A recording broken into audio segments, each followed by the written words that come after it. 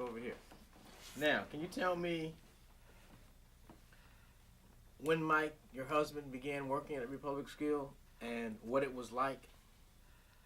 Well, I can tell you it was a dirty, filthy rat hole. It was dirty, and you had to carry a lunch bucket. If you didn't, you wouldn't have any lunch. It was hot, sweaty, no ice. The iceman used to come twice a day when it was hot and throw a couple blocks of ice in the tubs that they had there. And they had a ladle in the tub, and the man wanted to use the ladle, they'd use it. But my husband didn't like that. A lot of men didn't. They brought their own cup and took it with them when, to drink. And they were fighting for conditions, and their sweat, their clothes were just awful. One day of wearing them, they were full of grease and sweat, and the only time they got any fresh air was from the opening in the back. They just walk away. They couldn't stand it anymore. Well, the company didn't say nothing because they knew conditions were bad, and then they'd come back and go back to work after they got settled. But the conditions were very bad and very dirty. Oh, dirty clothes. They didn't do the laundry like most places did. When I was here before, you told me about what you would have to do to Mike's clothes when he brought them home. Can you tell me that again? How you would clean his clothes and what it would take for you to get them clean? I don't hear you. When I came here before, you told me about what you would have to do to Mike's clothes to get them clean, how you would clean them. Can you tell me that again? With a scrub brush. Yes, tell me that. On a washboard and a scrub brush. And they called it light or something. It was like it was for grease and things. And we put his pants and trousers and his shirt, and then we put it on the board, and we used the scrub brush to scrub the grease off. That's the only way we could get it off. There was no other way. And nobody would give it. They had a laundry there, but they said that it went to the laundry one time and you never saw it again, because I guess they used such strong solution, and the men were buying their own clothes, that the wives were doing the washing. Now, okay, so we have to stop for just a second. Regina, This is good. I need you to could you shift over in your chair this way a little bit. Move.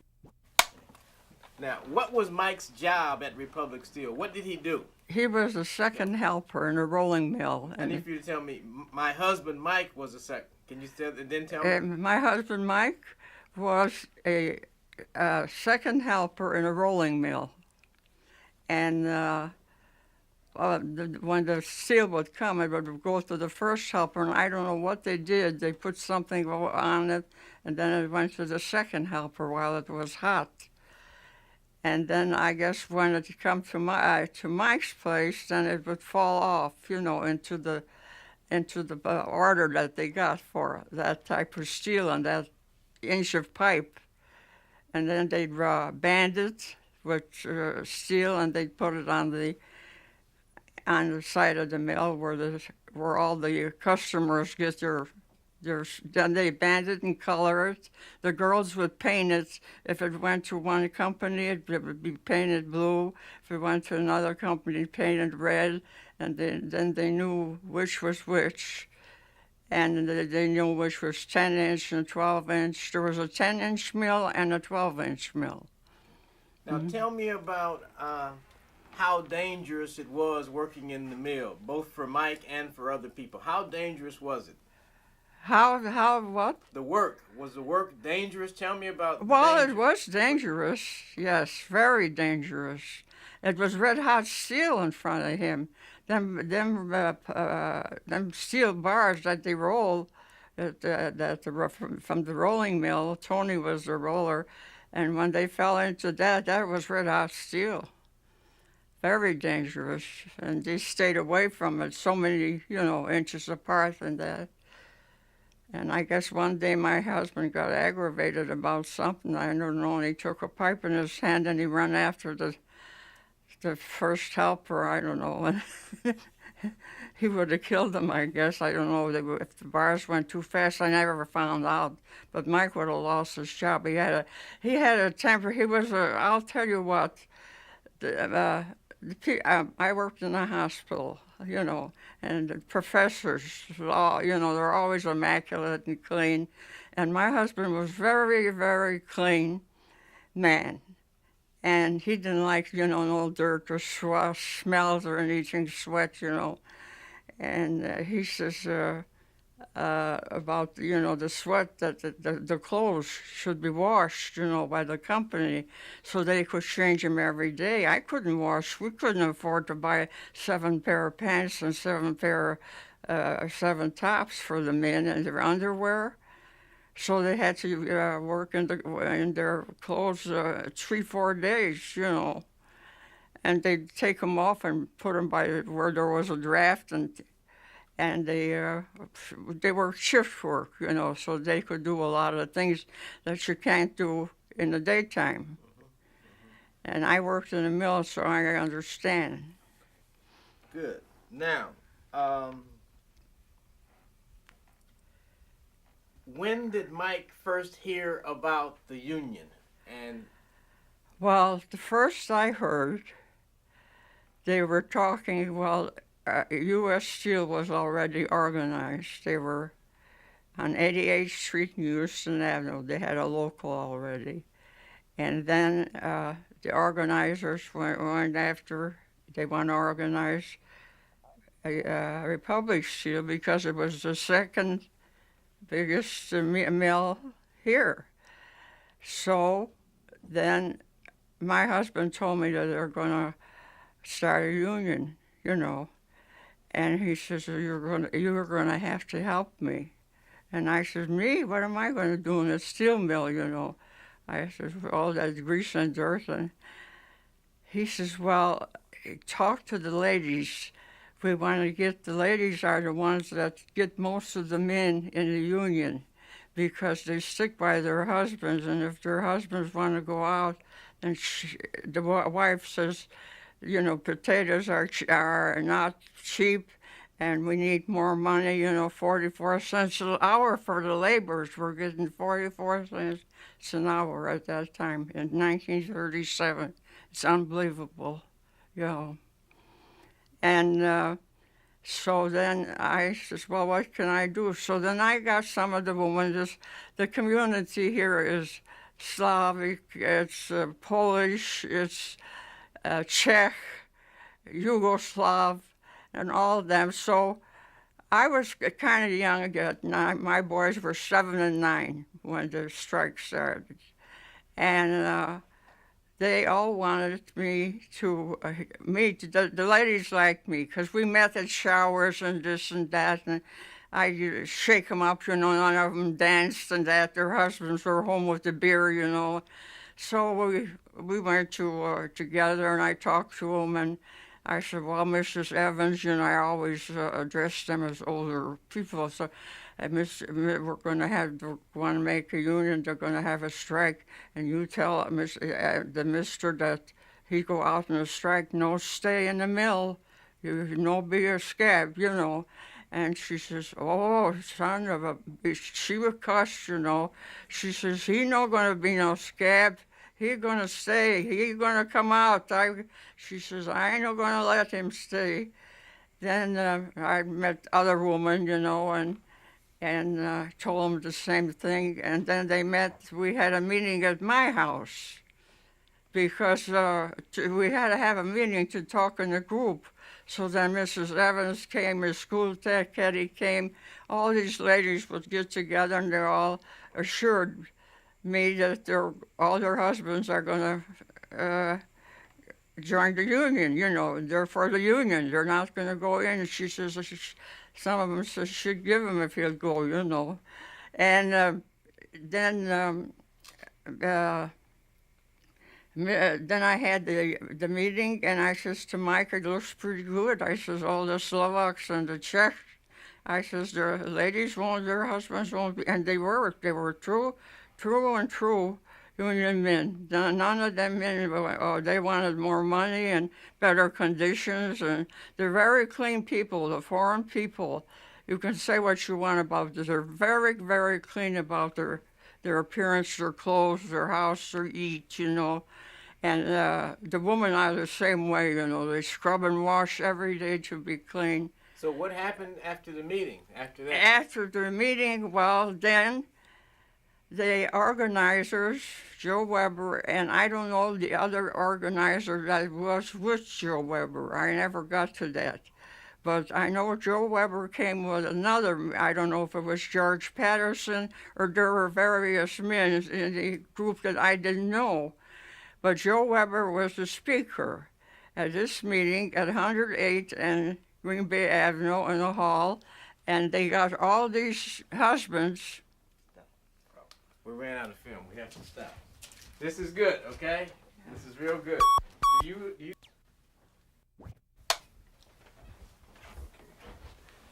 Now you can begin. Okay. Then they had organized the meeting, and my husband didn't tell me that they're going to have the meeting. And he went out one night, and they used to play pinochle at the barber shop. You know, the men get together and they'd play pinochle. And he didn't say anything about the meeting to me, and I didn't know, you know.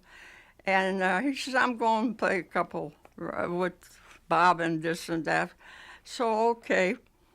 He comes home kind of early, and he wasn't himself. He was, like, shook up, and I says, how did the meeting go? And he says, not so good. And I says, what happened? And he says, well, Joe Weber was speaking.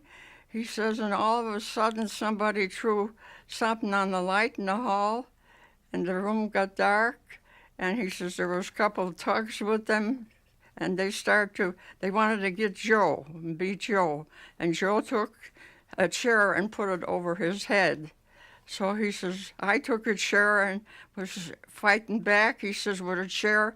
And he says, we cleaned them out. We got a couple punches from us hunkies.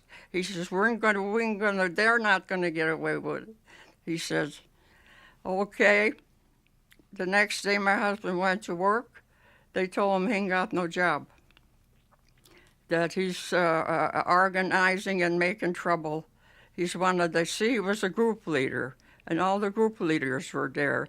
The 10-inch mill, the 12-inch mill, all the different, parts of the mill. They all have their name. And, okay, Mike didn't have no job. So then Mike went back, and he says, no, he says, you ain't got no job. He says, there's trouble here with the union and that. Well, then Joe Weber was a top organizer. He knew And so then I guess he went to, told Mike what to tell the men over there and everything. And he says, well, before we'll take Mike back, we have to give him a physical. So Mike says, okay, there's nothing wrong with me. I've been home for a couple of weeks. He says, I ain't got nothing wrong with me. And he says, and when he examined him, the doctor, they found a small hernia on Mike. And they says to him that, Mike, you can't get a job till you get a truss. He says, then you'll get your job. And Mike says, well, I didn't get the hernia sitting home. I got the hernia over here working for you, like, monkey and whatever he says, And they wouldn't give it to him. They wouldn't give it to him. And Mike says, well, he ain't got the money. He's on strike and we ain't got the money. And if I buy a truss, he says, my children ain't got no milk on the table. He says, I wouldn't buy the truss. That's good. But that's good. Let me ask you another question. We'll come back to that, okay? Yeah. We'll come back to that. That's real good. Tell me about these thugs that came and broke up the meeting. I mean, these were men from other communities. They're not known here. They're thugs. They work for a company like Tom Gerler worked with the policemen, and that the police, probably one of them was a policeman in plain clothes. You know, he changed his clothes when he came home, and then he went to work, and they wanted to break it up right away. So they did a lot of damage, and just it was a dance hall and a community center, like, you know. And they had a bar there. When it was a Sokol club, and you know the Czechs used to do a lot of exercise, and they used to have I guess 3 or 4 nights a week they'd have their exercise going on and all that.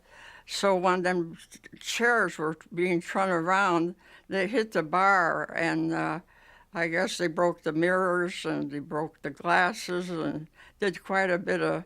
So the man that owned it, well, everybody knew him. He says, "Oh, Mrs. to me, I'm not going to let your husband have no more meetings here." He says he break him everything, and I says, "Don't worry," I says, "the union's going to pay you every penny." I says, "They're going to pay you everything and fix them up just like it was." And Joe Weber told me that they had money in their fund and they would take care of it, see? So they did right away, so there was no trouble. Yeah. So he says, thank you, nice, you're the lady, you know, and patting me and everything. Okay, that's good. Now, how did these thugs know about the meeting? How did they know that Mike and them were trying to organize? How'd they find out? Nobody knows how they found out. Somebody, one of these that was in there, one of the ones that were in the group, wasn't an honest man. So could there have been some company spies? Yes. Tell me about the company spies. So the company, you know, they have these men, and then they pay them just to, and they go around, they spot them. They're spies, like. They go around during the 3 to 11 shift, the night shift, day shift, see what the men are talking about the union and how are they going and all that, see? And they find out where the meetings are held, and they were all bragging about this first meeting, see?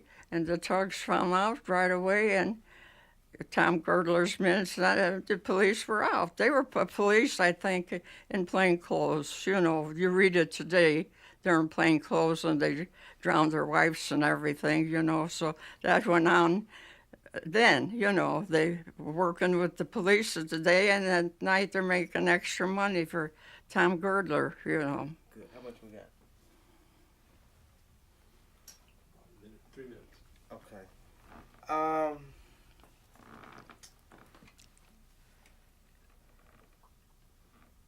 You mentioned Tom Girdler. Tell me about Tom Girdler. I don't know too much of Tom Girdler. The only thing I heard his name all the time, and we had little songs that we sang. Every time we make a piece of steel, it's dollars for Girdler, and then there was an ending to it, and it's nothing for the working man, you know. And then I never saw Tom Girdler. And I went to one of the hearings that was held in Chicago. I didn't attend the ones in Washington because I wasn't that important. I was in the kitchen and everything. I just went to one hearing, which I told you about. And they says that Tom, and one of the judge asked the organizer from the U.S. Steel, he says, did you ever try to get in touch with Tom Girdler? And he says, yeah, he'd rather go and pick apples from his farm than sign a union contract. That was his answer. And nobody ever saw Tom Girdler, and nobody ever, never met across the table with him. Nobody ever saw him. And he just paid Mayor, he was in cahoots with Mayor Kelly, and Kelly got the police together.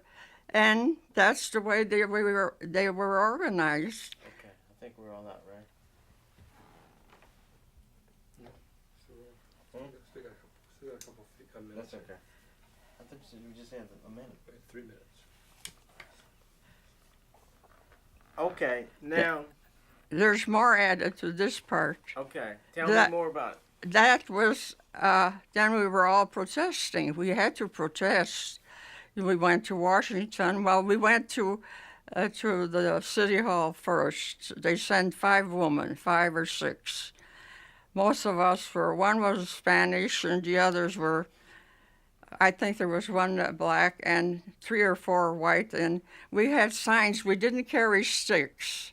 We carried, because they take the stick and they break it, take it off the poster, and then they start beating you. You know, they hit you. We put the string around and carried the poster. And my poster had, I says, give me a real bloody one. So they gave me, Mayor Kelly, wash the blood off your hands. So all the people, we went and around to let them know, from 12 to 1 at lunchtime, the city hall, going in and out, whichever entrance you went, it was just packed. People going for lunch, in and out, in and out. A lot of people clapping for us, yay, good, hope you win, you know, yeah. Then all of a sudden, a man came out, you know, and I'll never forget it, because he had a hearing aid. And the hearing aid at that time had like a string on the side of the ear. They did away with that now. And it was like white or gray. And he came and he was after us, and he got the lady in front of me. He didn't get me, but he tried to pull her sign, but the string was pretty hard. And we had 4 or 5 men across the street that were protecting us in case something happened. They would, you know, come out and help, you know. So then they just broke it up. The police is clear out and that. So then we went the back across the street, and then they took us home. But we had to let the people know.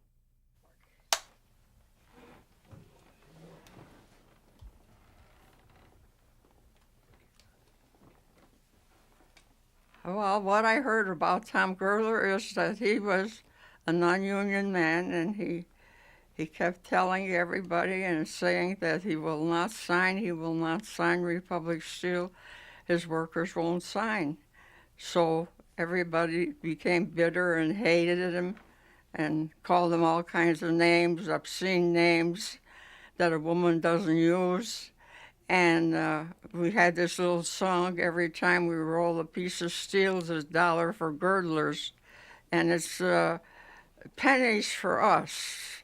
That was sort of the tune. But as far as seeing, it looked like he just disappeared from the earth. Nobody heard him. He didn't meet with anyone. I don't know if when the hearings were heard, they had the president of CIO. The judge asked him, did you try and get in touch with Tom Gertler and discuss the union? He says Tom Gertler would not discuss the union. He says he'd rather go and pick green apples off of his apple trees on the farm than sign a union with CIO. Good.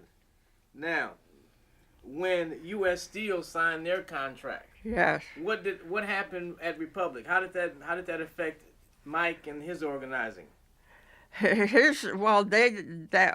was trouble there. Like I told you, we went to Washington, and we went to protest to our senators. Senator Douglas happened to be in Chicago then, and we saw. I don't remember. And then the labor board became. That was godsend. That was godsend. The labor board broke out and came and fighting for the union man, and they were going to investigate all this. And Tom, and then we wanted to talk to the labor men, the labor department. And the one senator, I don't know his name, he had if it was, I'm pretty sure it was Lewis. Lewis always talked, he had a white beard, and he talked mostly to the men. I was the only woman that went, because I was in everything, in the front, how it started, and I knew, everything. I knew more than some of the men knew. Okay, but can you tell me that later, and when we sort of get to the end, we'll get back to that too, yeah. Okay? But You had told me about your friend Lucille. Yes. How you and Lucille talked to this policeman and found out how Oh, Republic yes. was preparing for the strike. Tell me that story. Lucille and I, as I told you, they had it was on 118th Street. The opening was at 118th, and they had a guard by the gate, and you had to show your badge when you went in. And for a couple of days before, from Friday on, or even a couple of days before, there were 2 policemen or 3 walking around there watching the gates. So Lucille, her husband was the head of the strategy. Emil Cook, his name was. He was the head of the strategy committee. So Lucille and I said, let's go and see what we can get out of the cops. You know, the fellas says, go on. He says, they'll run us, but why don't you go and dig up a story? So I says, my husband is working 3 to 11, and I don't want him to stay in that steel mill. I don't want him to be a striker. And I says, I don't want no fights in there and all that. And Lucille says, I got a little girl. I want her daddy out of there. We made it, you know, real. And then he says, oh, don't worry about that. He says, the boats are coming down the river, and there's a dock down there, and he says, they got the milk in. Showcroft was here with the ice, bringing blocks of ice for them, and they were bringing the food. The boats, the little river boats, were bringing it in, the food. They're getting prepared for it, and they brought cots. That was all in. So we stayed about a half an hour, and then when we got on a streetcar was coming, one of these trolleys, you know. And then when we got close to it, we were almost on it, we says, ha, ha, ha, we know all about it now. I says, we're strikers. My husband's a striker. Oh, the cops could have, oh, if we didn't get on that streetcar, we would have got a beating. But that's the way we got the news. Then we told the men outside right away when I come home. We told Joe Weber that the river boats they're bringing the food in. Everything is getting ready. They're planning it, that there would be a strike, and they were ready. And another thing we didn't know until after the strike, one of the men told somebody that knows my husband very good, a friend. And this man had told him, he says, you know what we were supposed to do?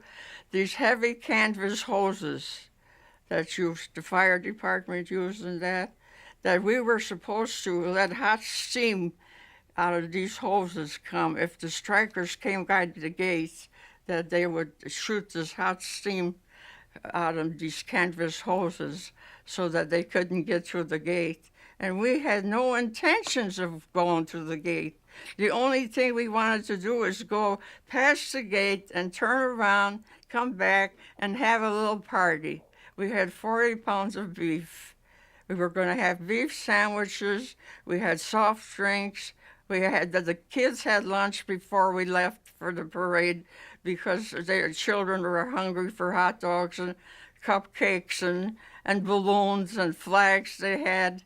And then he says, they ate, but the 40 pounds, I bought the pot roast by George Lawless, your butcher, working man's butcher, and he cut the 40-pound roast in two for me. Okay. So we could cut. It would be easier to bake. Yeah.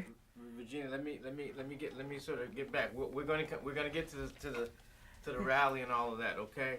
But before you tell me that, tell me about the Friday rally before the picnic. Well, Friday rally, I was supposed to carry the flag, and Lucille was with me, but everybody bothered me there. That was my trouble. Regina this, Regina that, that, and I didn't know whether I was coming or going, They couldn't let me think sometime, So I decided to march. I was brave. I wasn't afraid. I went in I'm doing nothing wrong. And we saw the policeman, and I didn't think much of it, but Lucille carried the flag. She took the flag. She didn't, somebody stopped me for something, and I had to straighten it out, and I was late in getting to Lucille, so I run up to where they were, about a block away, and I ran up to the line, and before I got there, the police had already stopped them by the line. Let's stop for a second. Let's stop. Mhm.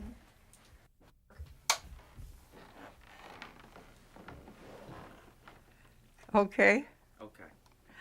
Well, when we got to the, like I say, we never got to the gate. About a block before, there's like a turn there from the field to the gate.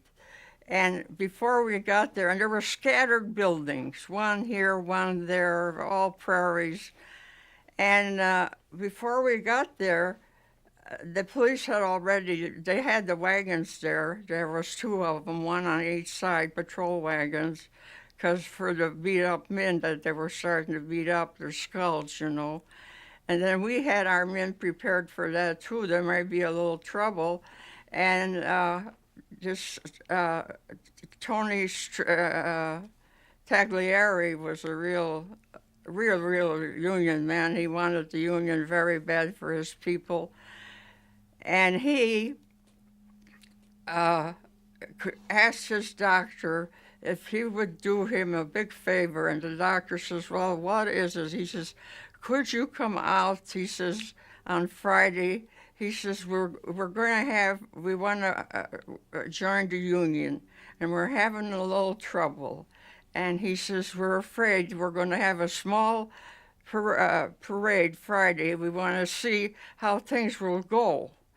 And Dr. Miller says, sure, I'll go, you know, what time? And he says, well, be there around 4 or 5 o'clock after your office hours. Well, Dr. Miller did have about 20 or 25 skulls to patch up on Friday. They beat him. They were starting to hit him. And then when I got there, I couldn't get to the line where Lucille was because the policeman was coming. They had their clubs. They all had their clubs in their hand, and they were waving them. And I turned around, and here I see this 6'2" policeman. He was just ready to hit me in the back. And I turned around, and I started to run. And he ran after me for almost 2 blocks. I would say a block and 3/4, because there was a little house there that I didn't even know was there. And there were people there in that house, and they had a fence. And this policeman ran after me. We ran out of film. We have to change again, but this is good. Okay? Gotta change this. This is Hunky. They call the Croatians hunky. Hunky. This will be Regina. You know. Why'd they call them hunkies?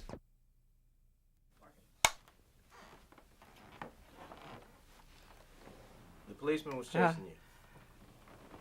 Now, would you tell me that The policeman was chasing you. yeah, it was chasing me. Mhm. Well, then the policeman chased me, and well, I told you once I could feel, I had a dress with a collar on, and I could feel that his stick probably got close to me, but not. And then I put on a little speed, and I run faster, and I guess he got slower, and all of a sudden this house appears. And the ladies, come on, and the dog is barking, and the other man was, everybody come on. The policeman turned around, went back, and I went to, I'm looking and turned, I didn't want to go in the yard, and I look and I turn around, and I see a lady across the street hollering, police, police, help, police, help. There's a man standing by her gate, and he had a suit on and a top coat, and he was bleeding from his head, and she's calling the police to help him. So I got to him, and I says to her, don't be calling the police. I says, he's the one that beat him up. I says, leave him alone, I'll take him. So he wasn't a Republic steel worker, he was an inland steel worker, but he heard of this little parade, and he told that he'd come and see what's going on. And then I took him under the arm and I says, don't worry. He says, don't let the police get me. Don't let the police get me. Because he was blood all down his top coat and his key was in his hand. And I just took him, and the patrol wagon was standing about a half a block away. He says, you called for the thing, put him in now. So I passed the policeman up on the patrol, and I says, don't be afraid. I didn't know the man from Adam. I says, don't be afraid. I says, if they take you in, I'll go with you. And then they won't be able to beat you because I'll stop them. And I says, they have no right to hit me.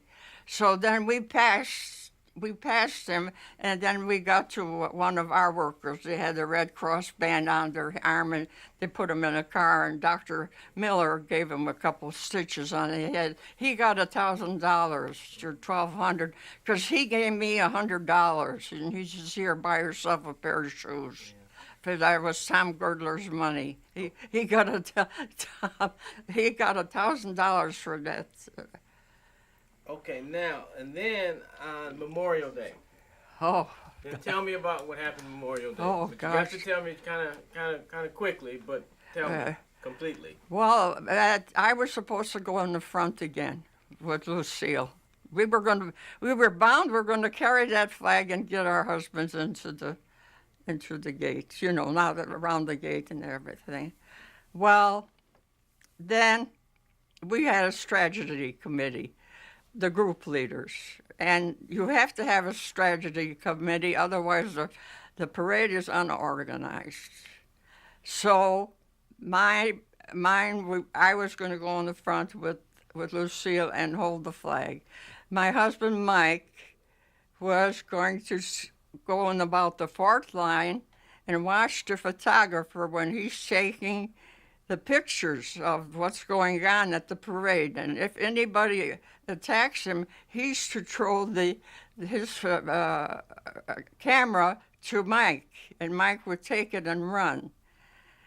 Well, it was so disorganized that the camera was all, well, it got so disorganized, people were all over. I was supposed to go to the parade, and they called me the last minute that Joe Weber and the other organizers were in 92nd Street and Burley Avenue. They had a CIO hall there. Stop. Let's stop. Stop for a second again. Okay. Joe Weber was an organizer, and they had all these organizers, photos of them, and they knew everything about them, because there's always spies in a place like that.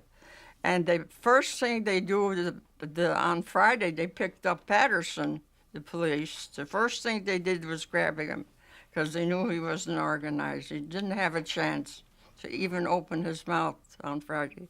So the organizers stay back, and we do.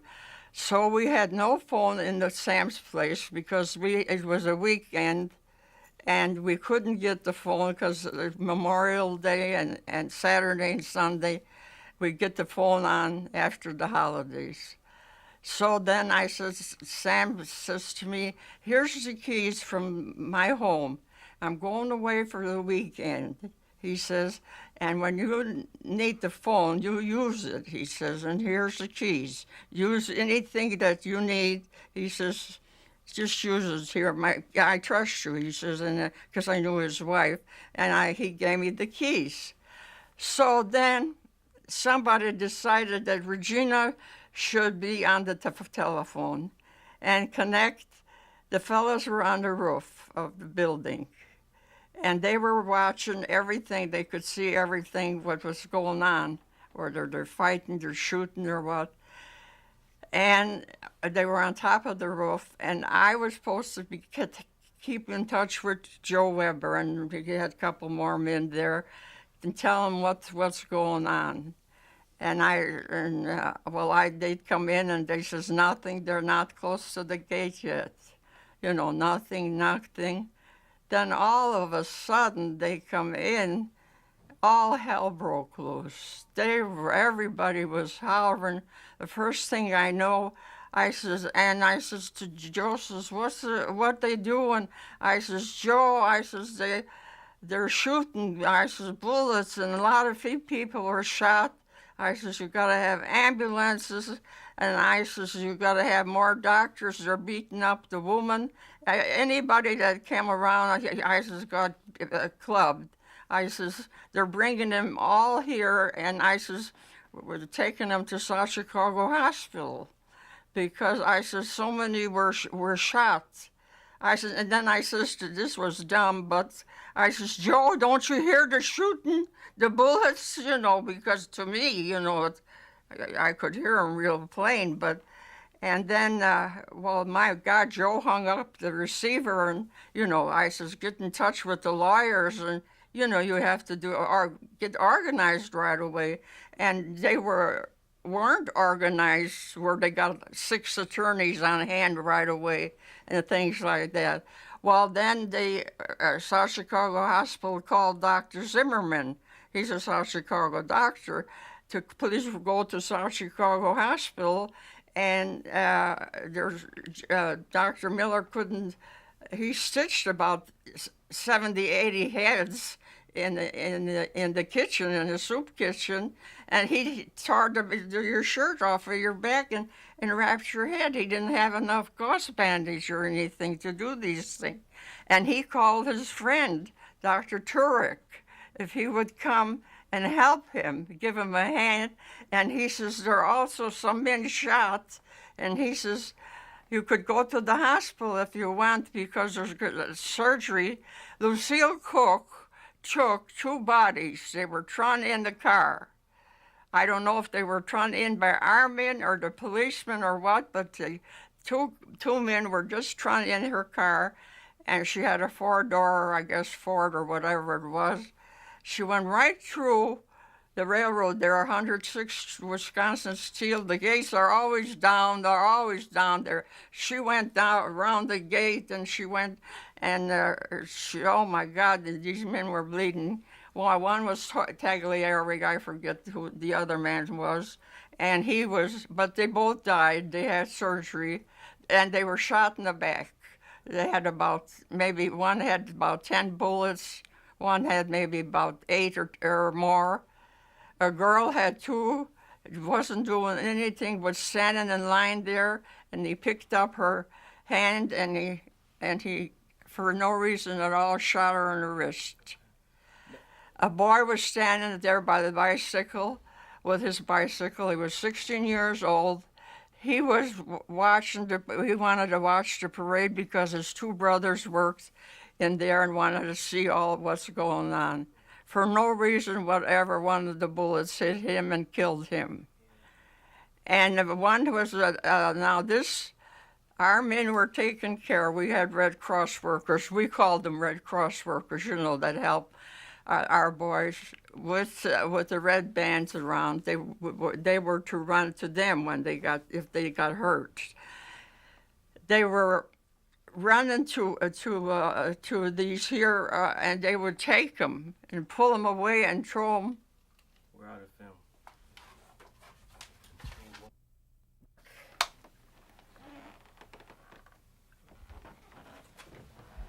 I was just shocked of what I saw and heard, and the screaming and the crying, and I didn't know sometimes what I'm doing. It takes you time for your emotions to get together, because everybody's got blood coming from their heads, or they were clubbed, and everybody's screaming and looking for their husbands and looking for the wives and all, and it was just, so you just take over. You just do everything that I did that day. I didn't think that I could ever face that much blood. I think that I would, if it was me and somebody talked about it, I would never go into that. But you change completely. You just do it because it has to be done. And this is the way you're a completely changed person. When you see blood from 50, 60 men running down their noses and you see a woman's back all battered up from a policeman's club, and a woman that I knew, her husband was in an undershirt running around. They must have tore off his shirt to give to somebody for blood. And he was walking around and he was asking her, he was calling Ruja, Ruja. And he says to me in Croatian, Dear Ruja, he was calling Rose. Where's Rose? Where's Rose? And he was with her, his wife, and she was beat up on the back. And I didn't see her, but I saw him. So I ran back in the lady's house in Sam's place, and I thought maybe I could find something. I knew he would go into shock because he was shaking and turning around. And there was a blanket, a plaid blanket, Indian blanket, we called them at that time. And I took it off the bed and I quick went outside and I put it on Mr. Markwood's back. And I told him, I says, don't worry. And I says that you'll be all right. And he says that he was worried about his wife. And I says that she probably is in the kitchen by the doctor and so many people there. And I said, his name was Marco. I says, somebody I knew. Marco, don't worry. I says, everything. And I says to him, don't shake like that, you know. I says, you'll be all right. And he says that they beat Ruja on the back, you know, with the club, see. And she probably was in there suffering from a little shock, you know, after being beat up. She had some pain. So from there, well, then everybody come crying to me. They says, my husband, Regina, where's my husband? Irene Simish came. She said, they says they took him to South Chicago to sew his head. He's supposed to be in South Chicago Hospital. I says he had stitches. Well, Dr. Zimmerman was our local doctor on the east side there, so he went to the hospital and he did the stitching. Some of it needed more, like 100 stitches and 60, 70 stitches. And he had him go sit in the front hall. And he didn't know that the police were coming and taking these men that he was dressing and arresting them, putting them in prison, till he found out that they were taking them.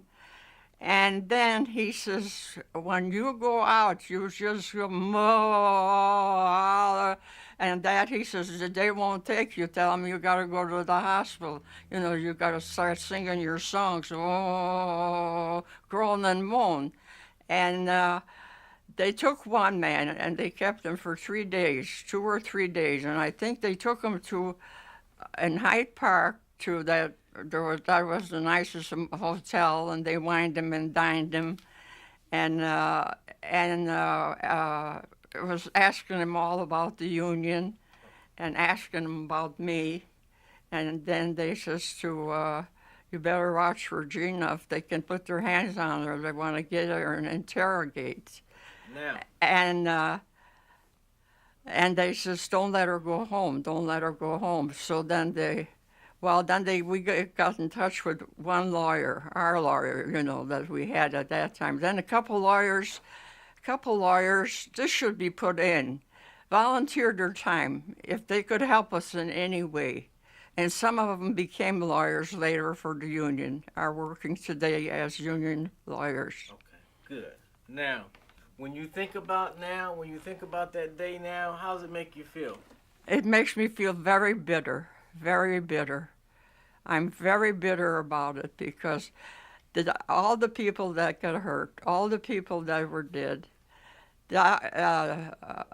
Captain Mooney, Mayor Daley, Tom Girdler's company, nobody got indicted, no policeman got hurt, and they just forgot it. They just beat him up, and it was all paid off, and nobody. I could never figure out to this day why nobody got indicted, because 12 men dead, 2 in an asylum, amputees, all kinds of beatings, shooting a 15-year-old girl. A 15, 18, 17-year-old boy got shot for nothing.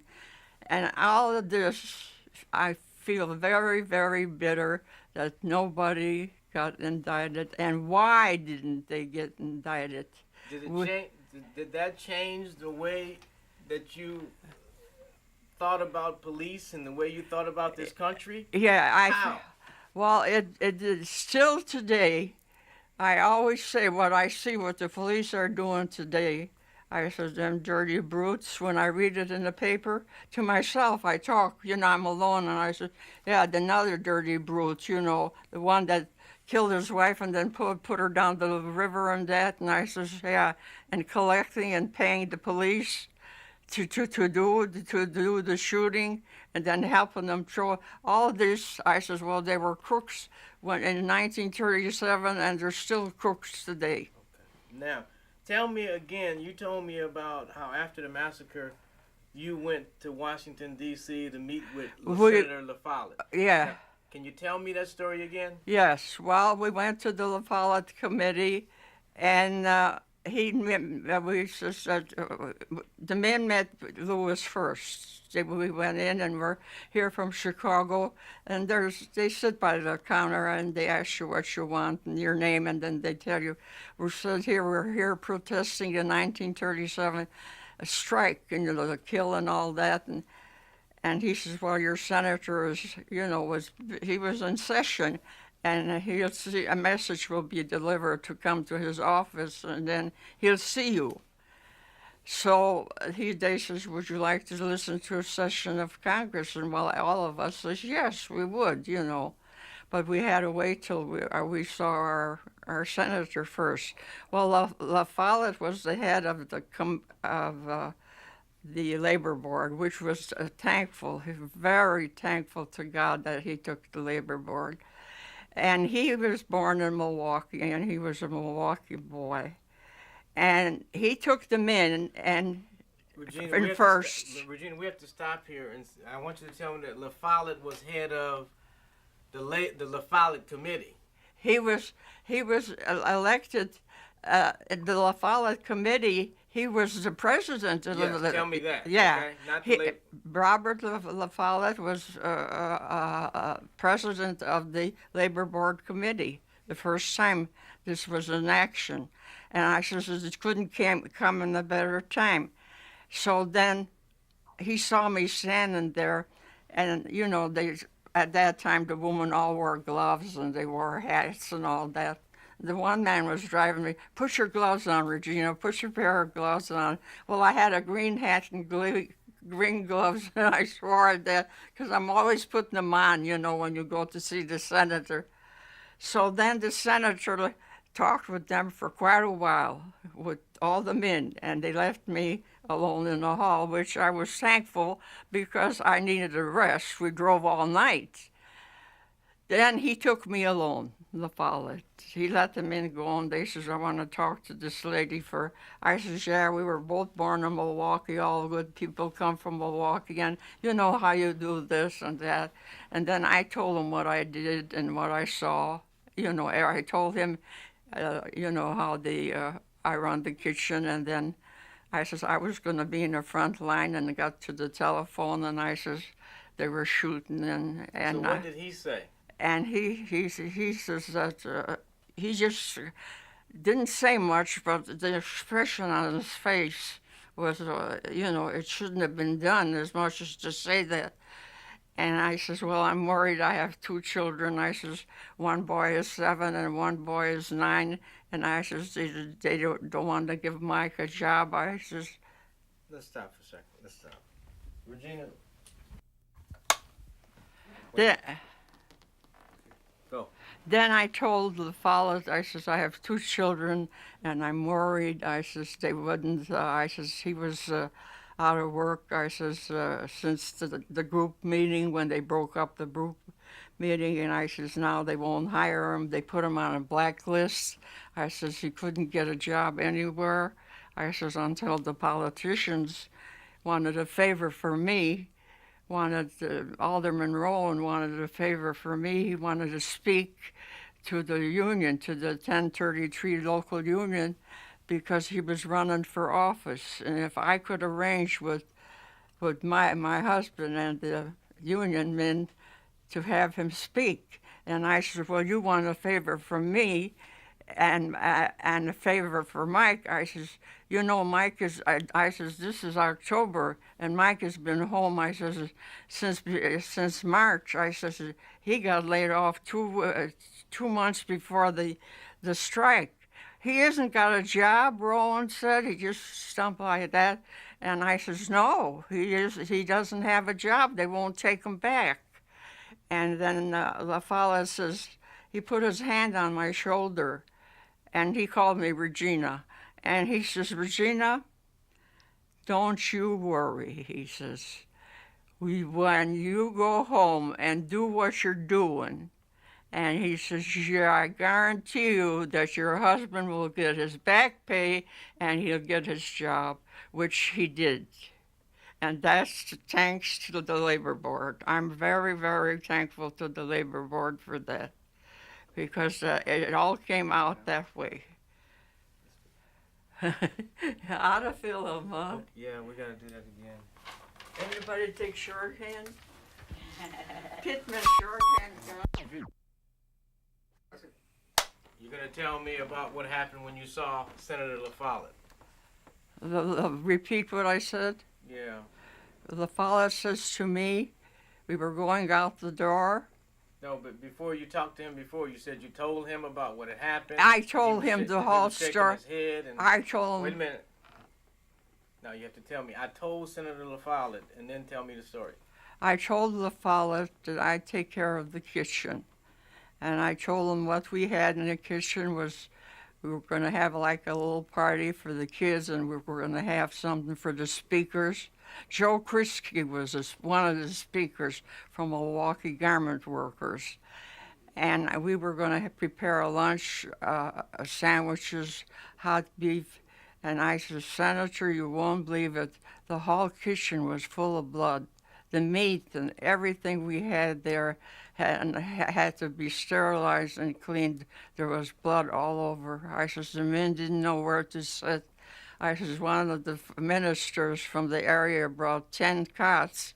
I says, we could have used 100 cots here. I says, they were laying on the floor waiting to have their heads shaved. And then he says to me that I shouldn't worry about Mike getting a job. I says, at present, he's on a black list at the mills. He doesn't get a job at any mill. And he says, well, when we get through, Regina, don't worry. Mike will get his job and his back pay, which Mike did get his job and his back pay.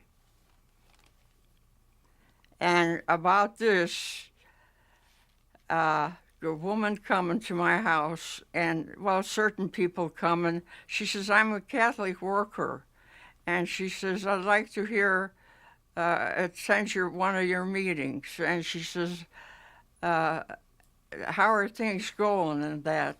And how is the strike going? And I told her it's going pretty good. And I says, now we're getting organized. And I says, now we got Tom Girdler to fight. I says, the union men got him to fight. But I says, I'm not worrying.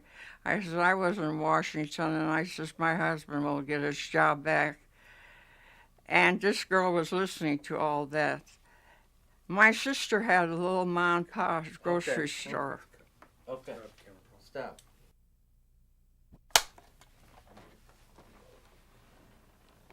When Mike got his job back, I guess it was announced in all the papers that the Labor Board Committee and all that these men all went back to work. And they got their pay, their back pay, and according to their position, you know, some got 5,000, you know. And Mike was working, so they deducted that pay that he got from when he worked for the Park District, that he got from the alderman gave that job to Mike. So I felt much relieved but there's still a little bitterness, and I think that bitterness will be. And my husband told, I think this is important for you. My husband's son says, if you ever go to the mill, he says, I'll walk out. And my son that was teaching to be a bookkeeper and a broker, he says, Pa, he says, the only way I'll go to the mill is to go to and figure out their budget as a bookkeeper and see what they make. He says, and then I'll quit. Good. And he did that. Good. Now, tell me about Roosevelt. How you all felt about Roosevelt? How Roosevelt, the Yeah. president? Yes. Oh, we think he was wonderful. Now you need to tell me who you thought was wonderful. Tell me about Roosevelt. You have to say Roosevelt. Well, Roosevelt gave my husband a WPA job and $55 a month. Okay, we'll forget that. In 1936, there was a big rally for Roosevelt at Soldiers Field Yes. when he was running. Did you and Mike go? I can't remember. I don't. Mike could have gone, Okay. and not me because of the children. Okay. We didn't have babysitters at that time. Okay. Now, tell me about how the Union was feeling after the Memorial Day Massacre. Did that make you want to fight harder? Did it make you want to give up? How did that make the Union feel? Well, I was very bitter, and anybody that slandered me, I slandered back, and I could have almost gone and slapped a couple faces, but I held back. I said, well, I'm a lady, and I'm not going to let that dirty scabs, make a fool out of me, calling me that I'm a red. And I says, red, I says, red, I says, I got red blood just like you. I says, but your blood is weak. And I says, mine happens to be a little stronger. And I says, we wanted to strike a betterment for you. My husband's friend, they grew up together, and he went out. And my husband held that against him for years. He was working beside him, and he says he had to go because he had so many children. Hell, he had a home paid for. He didn't have to, and things like that. And we got bitter, We lost a lot of friends, which we didn't think, So you were bitter against them, and you just turn the face. Man, when you see a death notice or something, somebody died, and I said, "Oh, that's the SOB that I'm going." He was in the gate, and I was picketing with the men, and he almost hit me in the car. Okay, good. Now let's stop for one more time. How much we got? Well, Wait a minute. Okay. Go. When we got through talking, then LaFollette opened the door and we were leaving. And then he says, don't worry. He called me Regina. I tell that to everybody. Don't call me Mrs. I feel old. So he laughed, and I says, us Milwaukee people, we got to stick together. And I says, you got to. I says, help this girl. I says, we're from Milwaukee. And I says, a senator, I got 2 children, and I says, Mike is on a blacklist. They wouldn't give him a job anywhere. And he says, Regina, we were outside of the door. I was halfway out. He was still in his office, holding the door knob. And he says, Regina, you go back and do what you were doing. And don't worry. Mike will get his job back and his back pay, and everything should be okay. And don't worry, he says, about it. He says, you're doing good, and go back and do as you're doing. And that was the end of LaFollette. And he met with me alone, and I told him when we were alone that I worked in the kitchen and what happened to all the food. It was all bloody and everything, and what we had planned for the children and that. I says it was lucky that the children ate before we did, because most of us took our children. There was a lot of fields and that, and there was room for them to play. I says, we didn't have babysitters and things like that. So I says, when we come back, I says, we were glad that the children ate, because I says, the 40 pounds of meat, I told him, was full of blood. Everything was bloody. Okay, that's good. Let's stop again. This is the last time. Now. Naval jump. So Ready? I have We're rolling now. Tell me. what? After the Memorial Day Massacre, about how the Union How I felt? and how the Union felt, what they decided to Oh, the Union. Yeah. They went. Wait, they wait, were. you have to- after the massacre, They went on. you have to tell me that. After the massacre, the men still went on. They were fighting 100 strong. They were organized, and more came. Some went back to work right away, and some came out from after what happened. And my son says that he overheard a young policeman say that wasn't necessary what they did for just a strike to shoot all the men. My son was 9 years old.